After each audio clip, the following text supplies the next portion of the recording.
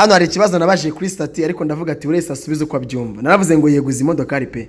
Ariko nanone niba ufite ubuhanga n'ubushobozi ko wize neza imodokari subiza hano. Navuze ngo iyo ugiye guhagurutsa imodokari watsa imodoka nk'ibisanzwe isubanza iki hagati ya feriyamu ndetse na vitensi. Navuze A ubanza vitensi ugakurikizaho feriyamu, B cyangwa ubanza feriyamu ugakurikizaho vitensi. Reka wumve hano comment umuntu yampaye imwe gusa nyisome nange muraza kumizina. Pazo yavuze ngo winjira mu modokari ukicara ugatunganya intebe yawe neza ukumva ko amaguru agera kuri pedali neza, hanyuma ukareba niba utureba nyuma turinganiye neza ku buryo wabasha kubona undi umuyobozi ukuri inyuma. Ngo hanyuma ugafunga urugi ukambara umukandara, haba ari n'abandi muri kumwe ukabategeka kwambara umukandara. Niko yagomeje kuvuga.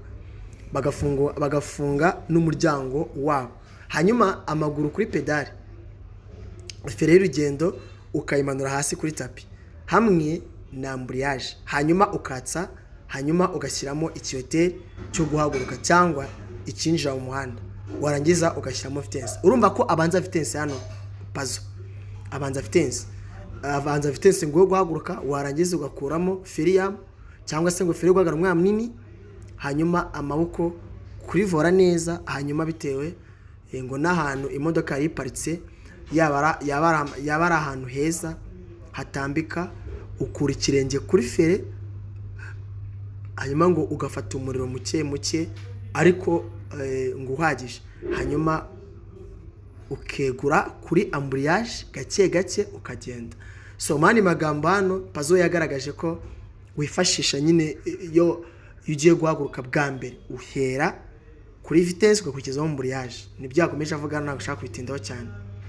So aravuga ngo n'ibindi ajya avuga. So hano ndashaka na bamwe mume ibisubizo byanyu hagati nongeye nsubiremo. Iyo umaze kwatsa imodoka ugiye guhaguruka hagati ya feriyamu, hand brake ndetse na vitensi ubanza iki? Ese ubanza vitensi ugakurikizaho hand brake feriyamu, cyangwa ubanza hand brake ugakurikizaho vitensi? Tubwira hasi mbere ko nanga igisubizo.